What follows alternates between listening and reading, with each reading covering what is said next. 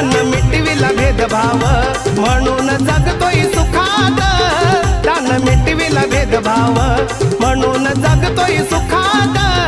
अन India हाय सारा माझ्या भीमाच्या धाकात, अन India हाय सारा माझ्या भीमाच्या धाकात.